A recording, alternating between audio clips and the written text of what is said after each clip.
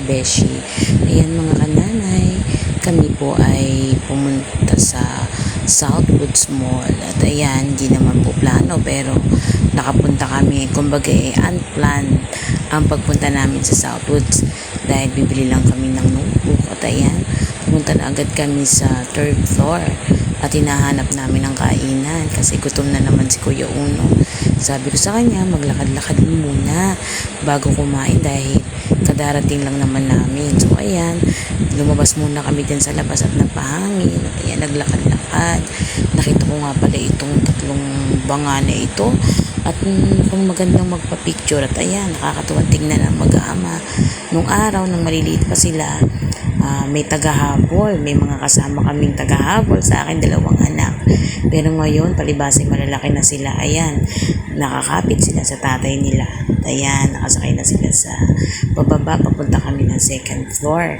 At sabi kasi ng anak ko, nanay, by floor tayo maglakad, paikutin daw, ganyan-ganyan. At ayan, napadaan kami dito. At sabi ng anak ko, nanay, tara, punta tayo, pumasok tayo, tingnan natin kung anong laman yan. At ayan, nakahanay ang mga massage na sisiksikan mo lang ng 20, lalakad na. At ayan, nadaanan namin ito. Medyo mura po ang mga bilihin dito, kaya dyan kami nagtagal. At ayan, nakakita nga po kami ng mga kailangan ng bata dahil yun naman talaga ang sadya namin. At ayan, dalawang blouse, mamimili ka lang sa halagang 150. At ayan, nagmamadali ang tatay at kami ay gusto nang umuwi kaya nagbayad agad ako. Pero napadaan kami dyan sa massage na yan. At ayan, noong inilapat ko yung pao ko dyan, abay nung pinindot ni sir yung ano na yan, bigla akong parang nag-ground.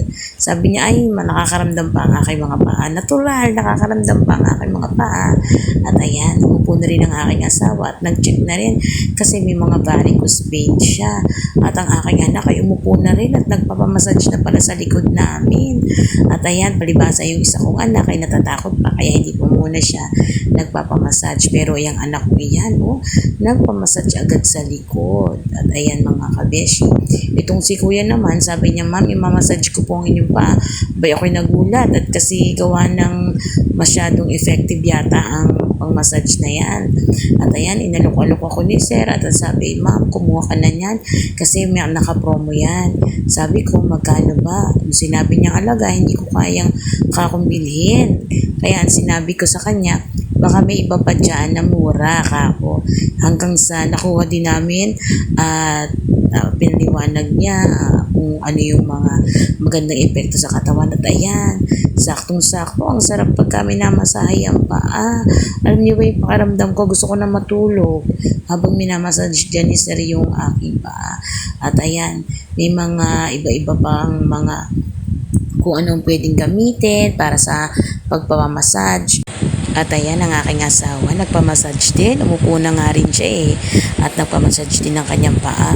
Kasi ang asawa ko ay medyo acidic. Kaya nalaman din agad during na minamassage ang kanyang paa, yung mga pinipress ng lalaki. Sabi niya, ay sir, ibig sabihin, tingnan niyo po yung sa paa, yung mga part na kung saan may problema. Sabi niya ganon.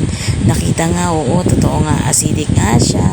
So nalaman niyang kaya iniba niya yung ginamit na pang-massage sa asawa ko kasi may varicose veins din siya.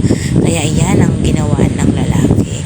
Minassage niya yung paa ng asawa ko para sa kanyang varicose veins. At ayan, sarap na sarap ang asawa ko. Kaya naman po ako, syempre sabi ko, kung mura yan, bibilin ko. Hanggang sa nakuha ko yung presyo na gusto ko. At ayun, bumili nga kami ng isa para at least hindi na kami magpapamassage sa labas. O, diba? Yan, at least pag gusto mag-massage, nandyan lang sa amin.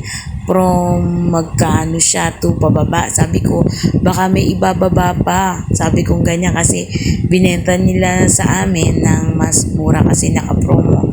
Kaya nakita nyo si kuya. Ayan na, tapos na kami magpamassage. Naglakad-lakad na kami. Nadaanan naman namin itong mga robot loob na ito. At ayan, si Iron Man at natuwa ang aking anak na dalaga.